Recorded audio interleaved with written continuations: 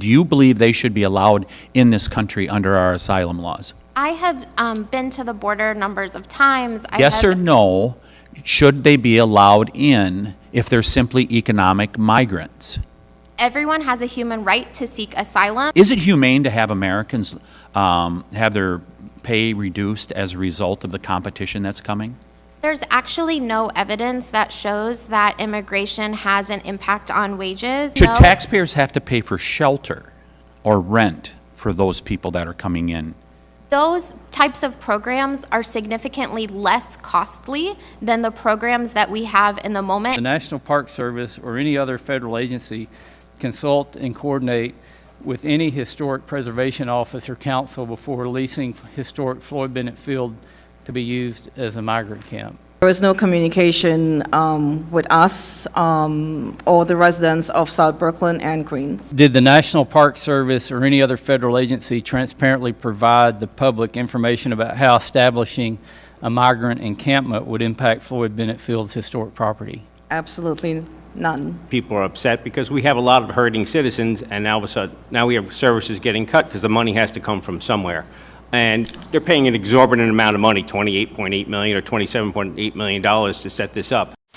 Should we be allowing people to come into this country? We've had over 10 million that are simply economic migrants. Been to the border numerous times. I've been to Panama, down to the Darien Gap. Should people be allowed in as economic migrants? I think the data actually shows a little bit of a different story. Over 3/4 of the people that file for asylum eventually are able to stay in the United States due to the fact that they are able to win their asylum cases or find other forms of relief. So this idea, this notion that the people that are arriving here so Ms. Fischer, are coming the for people that purely are telling economic me reasons is not based in fact. The migrants that I actually talked to down on the border that said, no, we just came here because the border was announced that it was open January 20th of 2021. Do you believe they should be allowed in this country under our asylum laws? I have been to the border numbers of times. Yes or no, should they be allowed in if they're simply economic migrants? Everyone has a human right to seek asylum. So it is up to the immigration courts to determine whether or not someone has Is there a valid anyone, claim. Ms. Fischer, that should not be allowed into our country that wants to come into the United States from a foreign country? The United States has the ability to enforce its borders.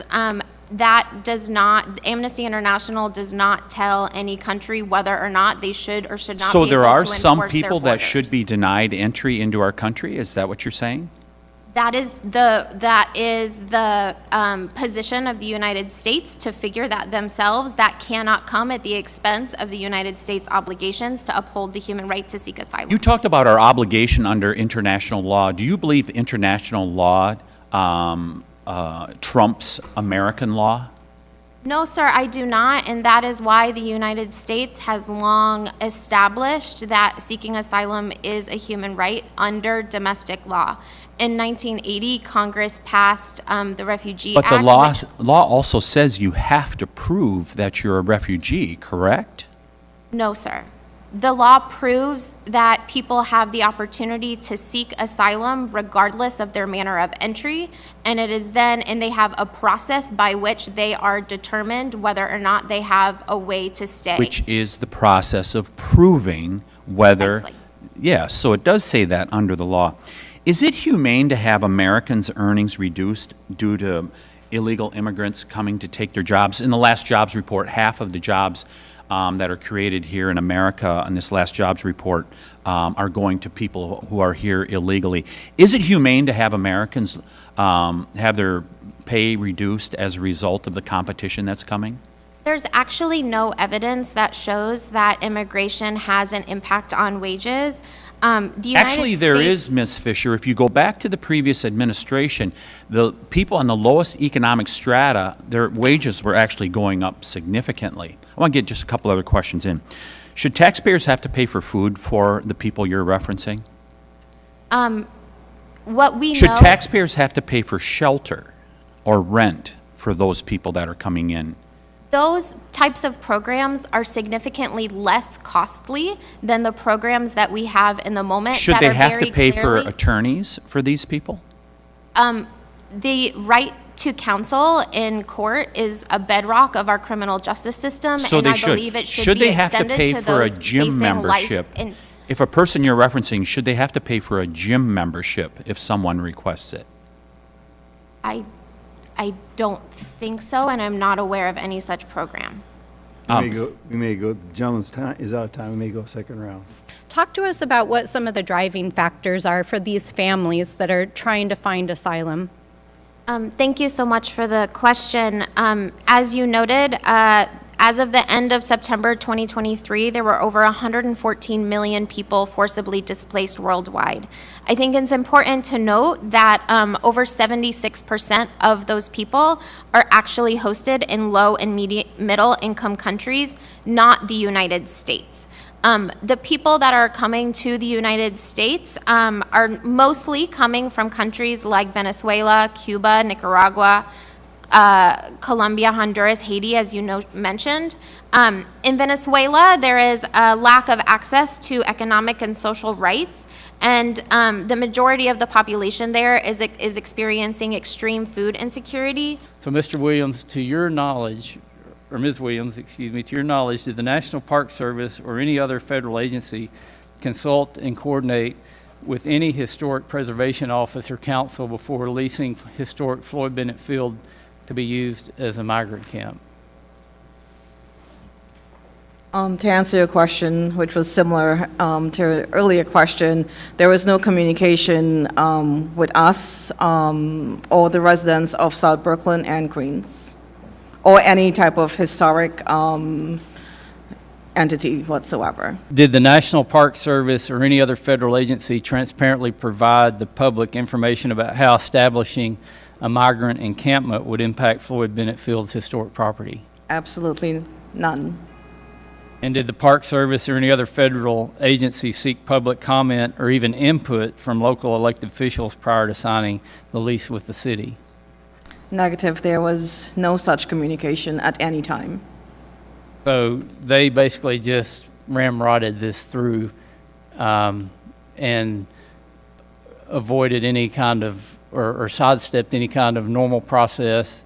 And I can tell you, I know the answer to that because they did. And that's why we continually bring this subject up. Can you describe how shocking that was to you, being a resident?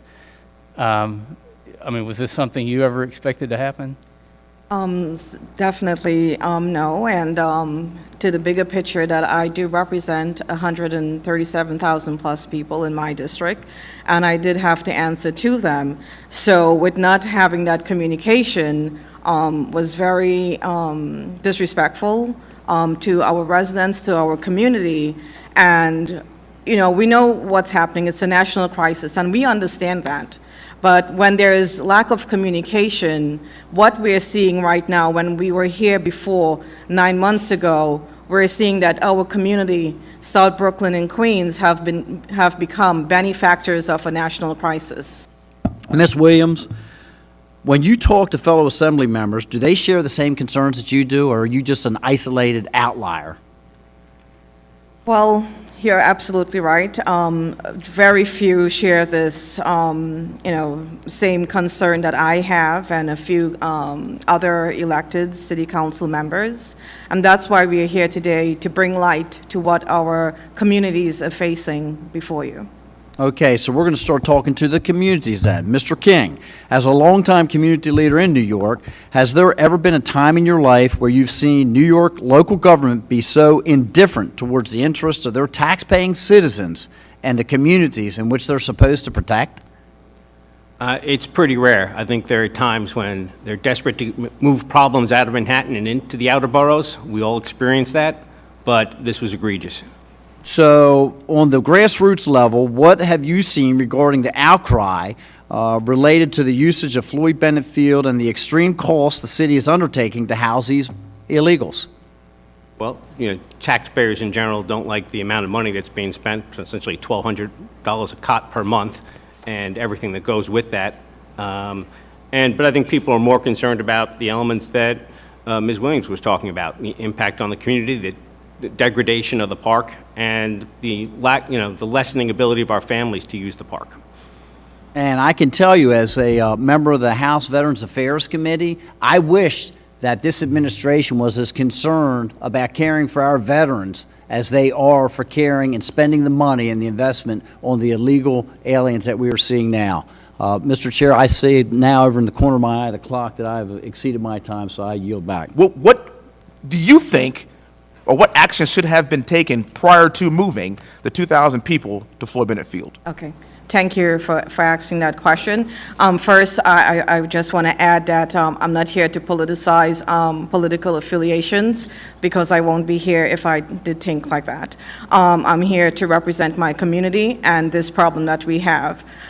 So if we go back to before the migrants came to Floyd Bennett Field, if there was a sit-down conversation with all the elected officials, from the governor to the mayor and to the specific site, which covers South Brooklyn, my district, and also South Queens, probably we could have come up with a better solution. Instead,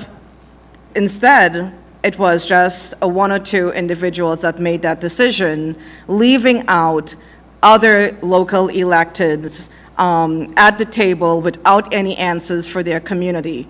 And that's the problem, because we told them from day one, it's a flood zone area. There's no infrastructure. It's lack of transportation. And the open elements, it's just not good for those. And we're talking about families. We're not talking about single men. We're talking about families that are housed in the middle of Floyd Bennett Field. Next week, we're going into extreme heat weather. So just think of having a 10, 15-minute walk from there to wait for the bus to then go to a supermarket that's five miles away, right? We know that the lease is coming up for renewal, and these are the same things that we're bringing back to the table, because it hasn't changed. It has not changed. And I understand they're here for the American dream, but at the same time, we need to do the background checks, vet these individuals or these families, so that they can move to the next step. Has the City of New York been willing to work with you at all about next steps, meaning the plans to close the camp, and after the lease expires in September? Are they not including you in the discussion? I would wish that they would include me. As a matter of fact, I am not treated as such because I have decided to move forward on this platform. The communication is not transparent, and it's always kind of blocked. I'm not allowed to go into Floyd Bennett Field without advance notice. So it's, it's a little bit challenging. Is there any form of communication that you can tell your concerns, to the city? Can you write letters, or what is your form of communication with them? Of course, we have written letters, we have sent emails, we have done FOIL requests, a plethora of different things. And again, just very little communication is given back. Who do you write the letters to? Who?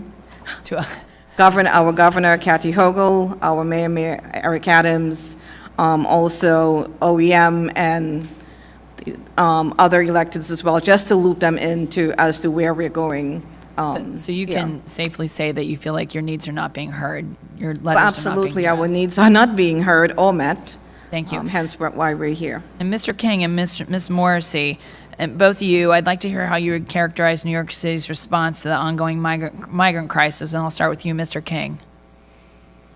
Well, I think as a civic leader, I find that, we're very detached from what's going on. We have an excellent city council representative, but that's not where the decisions are being made. They're being pushed either from Albany in the governor's office or from Gracie Mansion.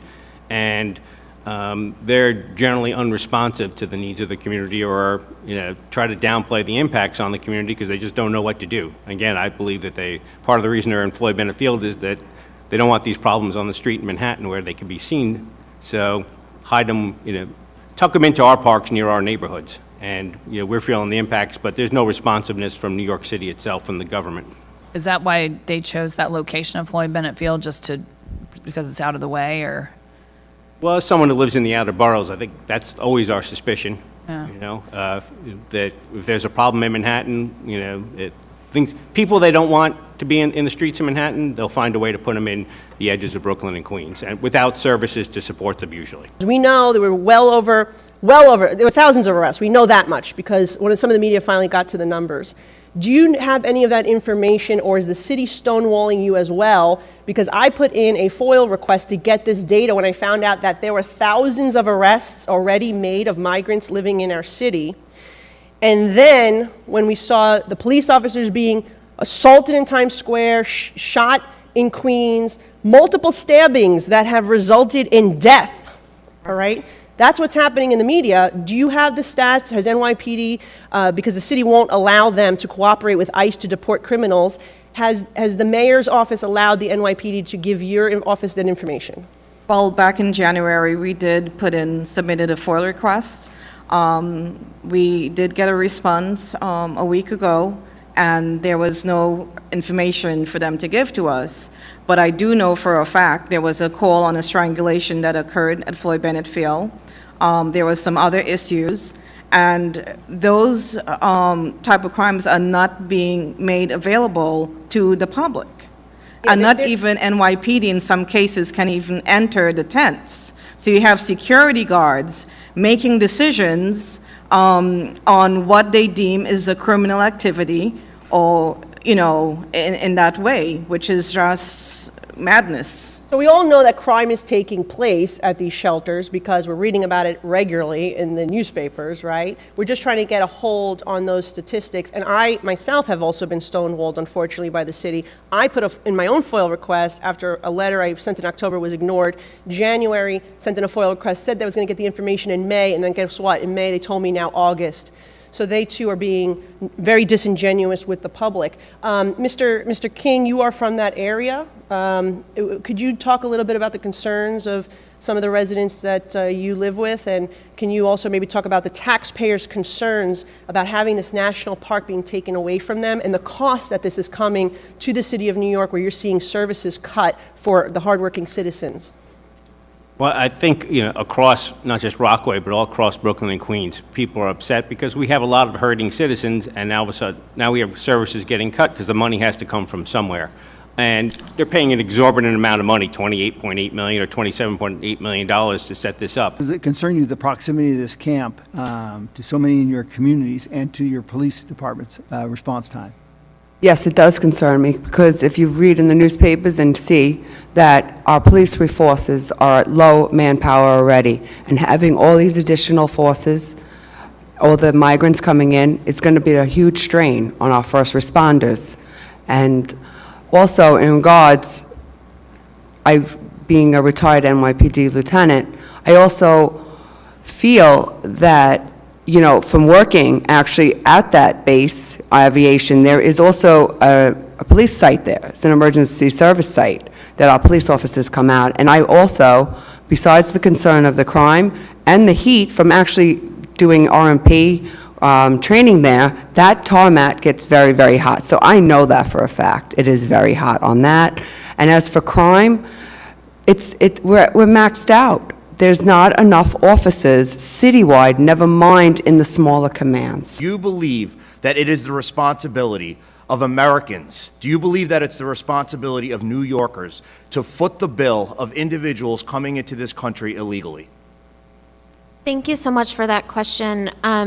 I think what we have seen is actually decades of failed policies that have invested billions of dollars. With all due respect, I only have 5 minutes, and we're not going to talk about the years and decades of failed immigration policy. What we're going to talk about today is the failed policies, the border security failed policies of Joe Biden. So my question is very simple. It's a yes or no question. Do you believe that the American people, do you believe that New Yorkers should foot the bill for people coming into this country illegally? Seeking asylum is a right under U.S. law. So I think the question is a little bit flawed, but what I'm suggesting is that coming into this country and seeking asylum is when you do it the correct and legal way. The U.S. law allows for people to seek asylum regardless of their manner of entry. I'll reclaim my time. When people cross borders and they come here illegally, and more importantly, specific to what we're talking about today, when they come here and commit crimes. They commit crimes, they are released because, well, that's not the failed policies of Joe Biden, it's the failed policies of Governor Hochul in New York State. They commit crimes and they are released to commit more crimes. What we're talking about today is Floyd Bennett Field. Have you ever visited Floyd Bennett Field? No, sir, I have not. Okay, well, I will tell you that in your opening statement that you submitted, your vision is of a world in which every person enjoys all the human rights enshrined in the Universal Declaration. I will tell you that having worked as an NYPD detective for over 16 years and visited Floyd Bennett Field many times, as someone who has spent his entire life living in New York City and traveled in and out of JFK Airport routinely, I will tell you two things. First, Floyd Bennett Field and JFK Airport, neither one of them is a world in which you enjoy human rights. People living in an empty warehouse at JFK Airport, that's not the human rights that they risk their life to come here for. I wholeheartedly agree with Living at Floyd Bennett Field, which is in the close proximity to not only military operations, but special operations of the New York City Police Department, not only is that not where they should be living, but it's also not safe. I agree with that, sir. And that's what is just mind-boggling, is that we continue to allow people into this country illegally, and then we, the United States of America, and the people who pay taxes have to foot the bill for them to come here to not only live and eat and have cell phones, and I mean, we've heard stories of people coming across the southern border. The moment that they cross over and they do like their touch base with asylum, they are on their phone getting an Uber to wherever that they want to go. What was the question you were prepared to ask or to answer? It wasn't asked, and what was its answer? So many questions was asked, but one of the things we spoke about, it's the summer months coming up, and that's going to be very, very excruciating with the heat, and how those tents are going to be cooled down. They're going to be run by generators that use diesel, and that's going to be running 24 hours a day for the entire summertime. We're talking about the pollution, air pollution. We're talking about so many different things as you think about the climate aspect, quality of air, and so forth. It is just not good for the families, because we've seen, families, children playing soccer outside of the tents, and those generators going, 24 hours a day, letting out those fumes. How is that impacting the families or the children that is, playing soccer or using their scooter, right outside the premise of the tent? Thank you. You're next. Yeah, in addition to being a civic leader, I'm a businessman in Rockaway. Been a partner for 30 years. So question about the economic impact on our businesses and on the workforce. We've spoken a bit about the shoplifting. I mean, there's also situations really throughout Queens where migrants are taking the stuff they've gotten for free and they're selling it on the street in front of stores, and our retail operations are already struggling. They don't need the competition or have the front of their stores being difficult for customers to get to. So it's been bad for business, but it's been worse for working class and poor New Yorkers. You guys know New York is a very expensive place to live. It's painfully worse with all the inflation we've had the last few years. So if you're working, not even paycheck to paycheck, you're doing odd jobs, putting cash in your pocket, all of a sudden we have an influx of hundreds of thousands of people.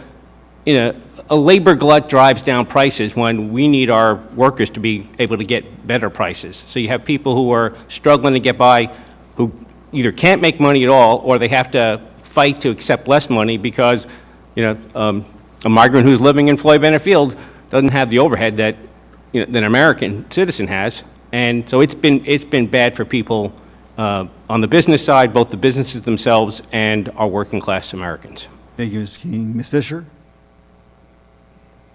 I'll add to that a little bit. I think what I would want to sort of lift up is that, the new arrivals can be a real boon to local economies. There are economists that have estimated that for every 1,000 newly arrived workers, initial state and local tax revenues are expected to increase by 2.5 million.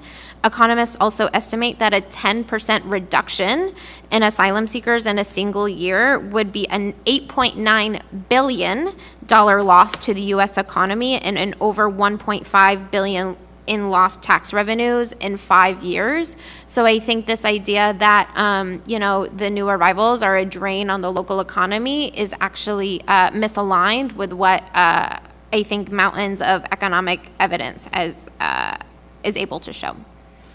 Thank you. Ms. Morrissey? I feel the quality of life, our quality of life, and most important for something that we're overlooking right now is our own children. Kids are passing the migrant children selling in the middle of the summer on a median in the heat with their parents when they're coming from school, explaining mentally for the children of the neighborhood what is going on. While they're going to the beach, they're seeing children standing there.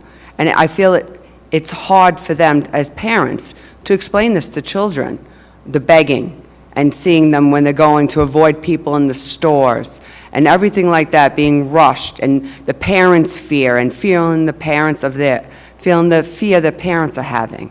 So I feel the mental and the quality of life is extremely crucial. And right now it's affecting everyone, from the elderly being fearful to go in the parking lots, to the parents rushing their children along quickly to avoid any kind of conflict, and some don't even understand what's going on. We're taught different. We're taught to help, but we can't help. It's overrunning the neighborhood, and it's crucial that something be done. It's cruel what's being done, leaving children, families on tar mats. If there's no further business, the Subcommittee on Oversight is adjourned.